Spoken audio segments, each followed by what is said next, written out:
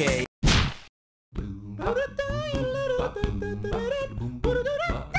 Shake hands with. Don't be so double negative. $1,000 at stake on this one. Hope you brought your suit. It's time to get wet. Which of these well-known ad slogans is a double negative? Nothing beats a great pair of legs. Nobody doesn't like Sarah. Nobody doesn't like Sarah Lee is a grammatically correct double negative. It's when you say ain't nobody don't dislike no Sarah Lee never that you run into a problem. I need a category.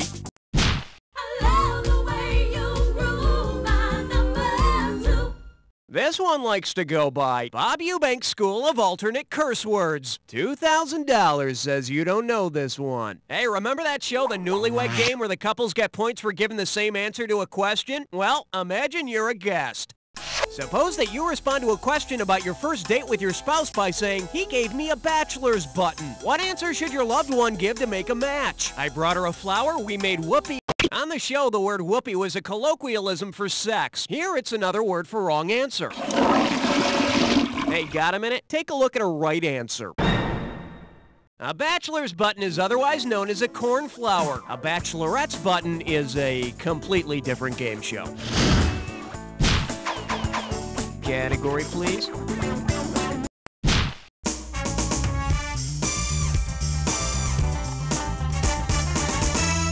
Here we have, like cartoons over troubled water. And it's worth $2,000 if you get this one right. Let's rock. Given Simon and Garfunkel's original band name, what cartoon duo might you expect to see at the next Central Park reunion show? A gray cat and a brown mouse, a little yellow bird and a cat with a lisp, a talking moose and a flying squirrel, or a couple of wisecracking crows? Let's see, except for their relative size, appearance, and goofy names, Rocky and Bullwinkle really have nothing to do with Simon and Garfunkel. Should have picked this. Simon and Garfunkel's original name was Tom and Jerry, so maybe you'd see the cartoon cat and mouse duo at the show. Of course, Tom and Jerry started out enemies and ended up as friends, and Simon and Garfunkel, well... Okay, pick a category.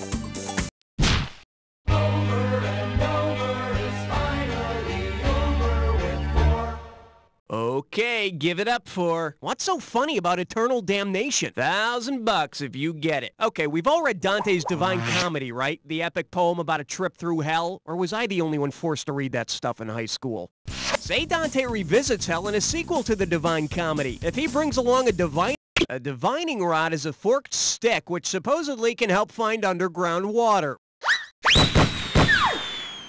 Which would come in very handy. The water from the Lake of Fire always tastes bad unless you put it through a Brita. I need a category.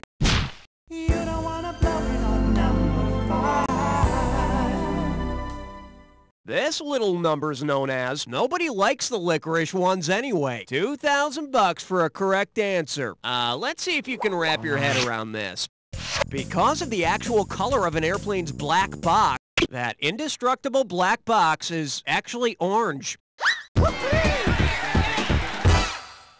Hey, Paul, come here and look at this rectangular pumpkin. All right, hit me.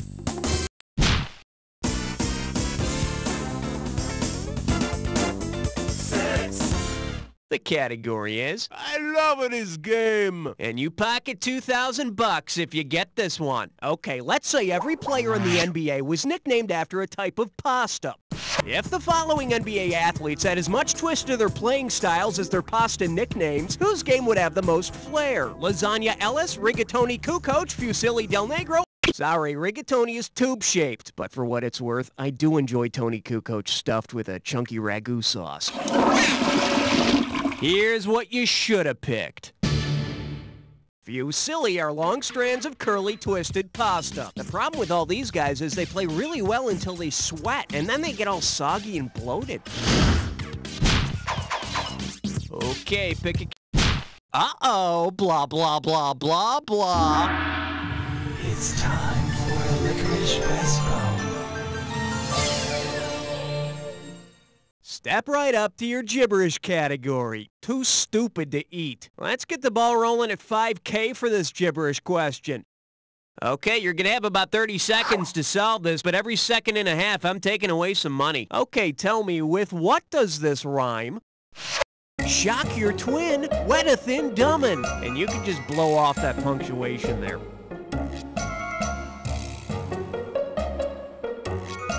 First clue, it's a TV show. It's a TV show on CBS. Hey, do they still have that Peacock?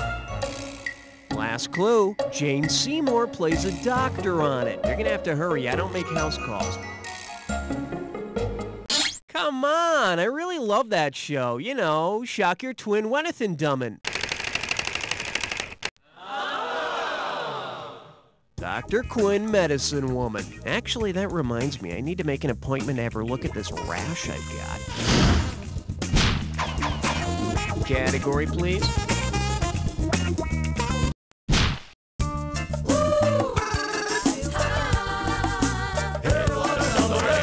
Coming at you. I'd buy that for $1. How does $2,000 sound? Just step up and take a swing at this one. Who wasn't a hooker? Xaviera Hollander, Belle Starr, Heidi Fleiss, or Mary Magdalene? Heidi Fleiss? Hey, ever read a paper? In case you're wondering, Belle Starr may have been an outlaw, but she was never a prostitute. Yeah, Belle was a wanted woman, but no one paid for it. Okay, I need a category. Reinovi is number 9. And this one is A Man and His Large Utensil. Get it right, I'm handing over 2K. Let's see how you handle this one. If the characters portrayed in the painting American Gothic were about to enjoy a delicious snack using only the instruments shown in the picture, the item being held in the picture is a pitchfork, perfect for a large tossed salad. And since the characters in the painting live on a farm, fresh bacon bits. All right, hit me. All right, time to get hot and bothered, because you've been invited to a three-way.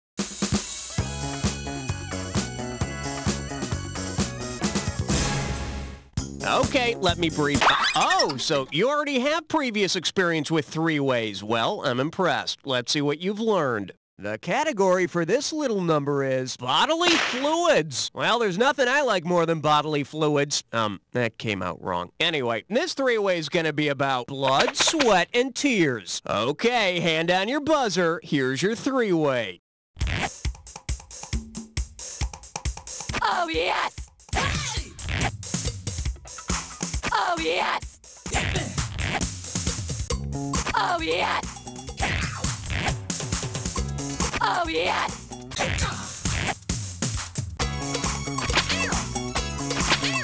Oh, yes! Oh, yes! Oh, yes! Well, that's how we got to show ya. Now, clean yourself up while we see how you did. A little sloppy, but I still love you. Let's see what this earnest attempt did to your overall score. Well, it's time to get back to the game. But, you will call me, right? Okay, either you finished round 1 or you have another round to go. You know, depending on how you look at these things. Every question in round 2 is worth twice as much, so we got some serious cash at stake here. Let's get to it. Okay, pick a category.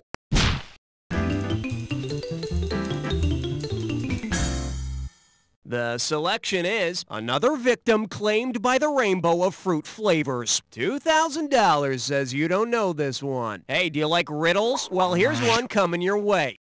Your friend confesses to you he's addicted to Skittles, but you know he's allergic to candy. In the English 9-pin game Skittles, players toss their balls or their cheese down a narrow alley. Man, that's what Skittles is? Hell, I've been playing Skittles for years. I've always just called it private time. I need a category.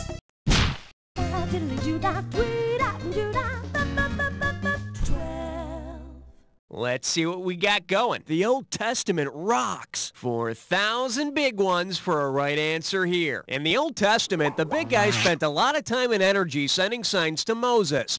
Suppose the life of Moses were recreated as a live rock concert performance. Which of the following acts would you not see? Moses speaking to the burning Kate Bush, the parting of the simply Red Sea, Moses naming all of the animals, or a staff turning into a white snake?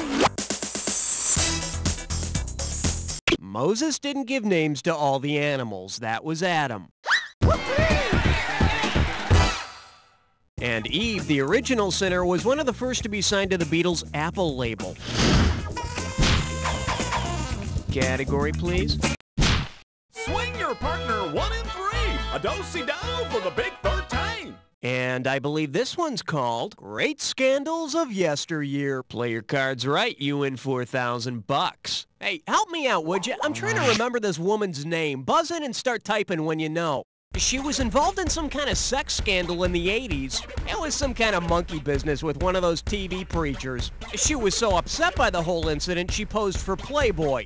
She also appeared in a music video with that one comedian that always screamed. What is her name?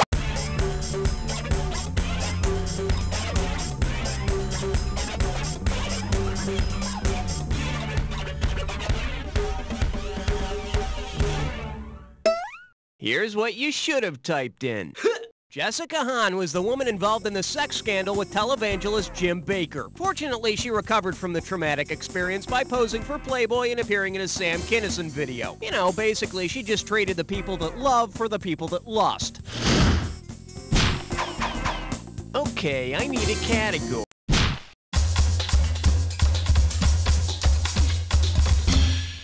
Pucker up for poultry and the fine art of streaking. Hello, we're talking $6 grand, so pay attention. All right, you're sitting down to a nice Thanksgiving dinner when you realize you never actually cooked your turkey. Suddenly, the plucked and naked common turkey jumps up and tries to get away. Because he has a similar skin color, where should the turkey... That's a good one. For the curious, here's the right answer.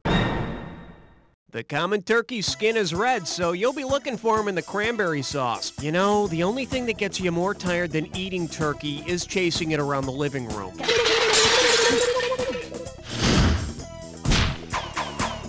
All right, hit me.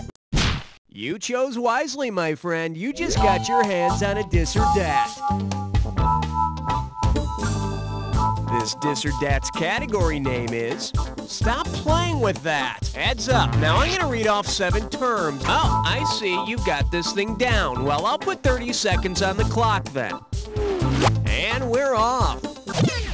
Beat the bishop. Does it involve choke the chicken? Rock the baby. Skin the cat. Spank the monkey. Walk the dog. Last one. Whack. That's all she wrote. You lost 2 of them, but at least you got the majority. Let's look at your total score. Okay, I need 3 more categories. Hit me. I need a category.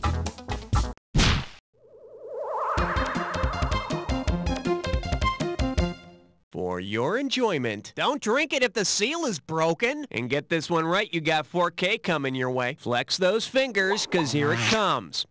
What consumer warning might you find on a cervical cap? Twist to open, contents under pressure, childproof, or keeps freshness in? Contents under pressure? No, that's the label on every teenage boy's medicine bottle.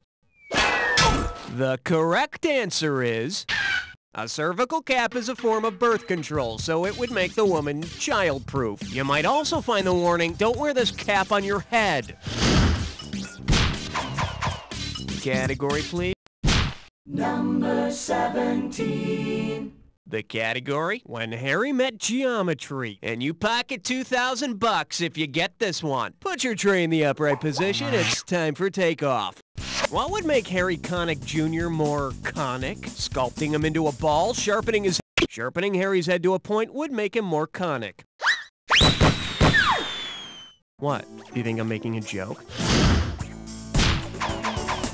Okay, I need a category.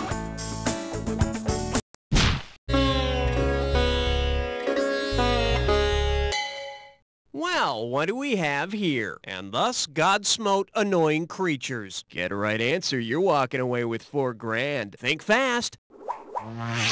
According to the book of Genesis, on what day should God have rested if someone could have convinced him not to create Barney? The first day, the fourth day, Nope, I think on the fourth day, God created higher education. Did you miss that day of Sunday school?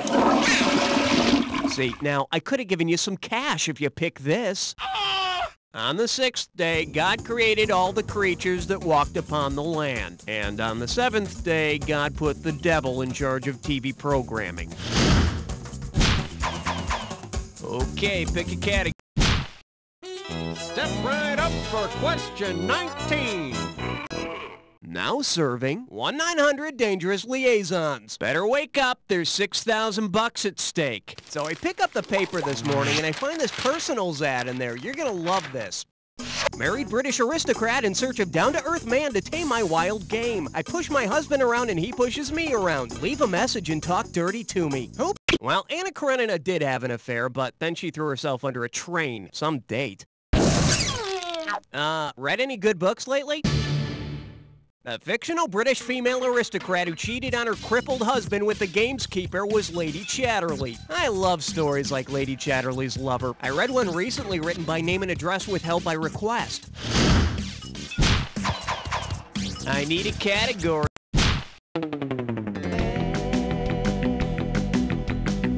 This little number's known as Barely Alive from New York. You get 4,000 clams for this one. Hey, remember when the only thing you had going on Saturday night was Saturday Night Live? Oh, boy, I remember that. what are you Boy, I doing do. here? I love that show.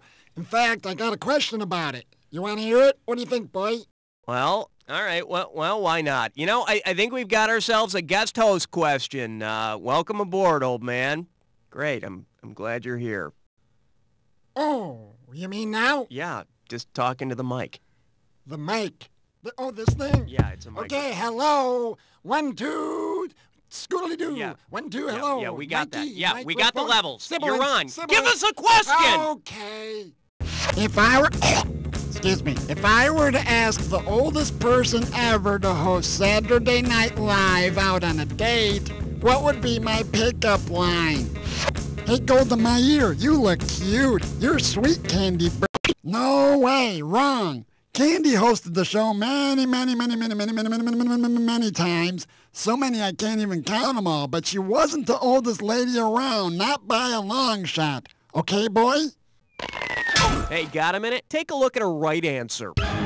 Miskel Spillman. She was the oldest host of Saturday Night Live. You may be sitting at the keyboard wondering, who is this Miskel Spillman? Is she some kind of famous actress or a dancer or something?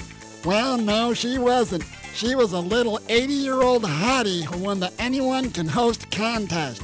Hey, wait a minute. Anyone can host.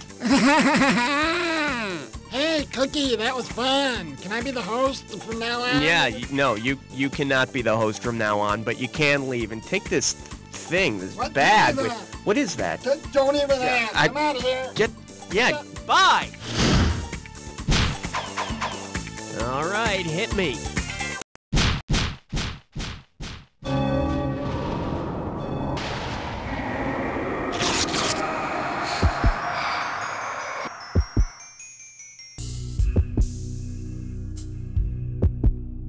Looks like you've jacked before. Commit this clue to memory. It'll save your life someday.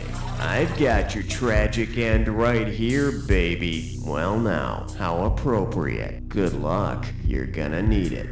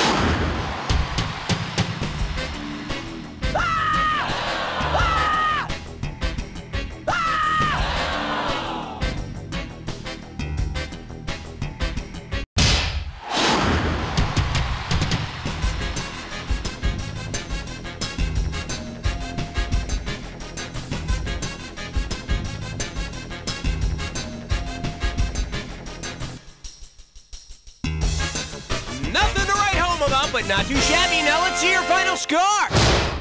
That's the game.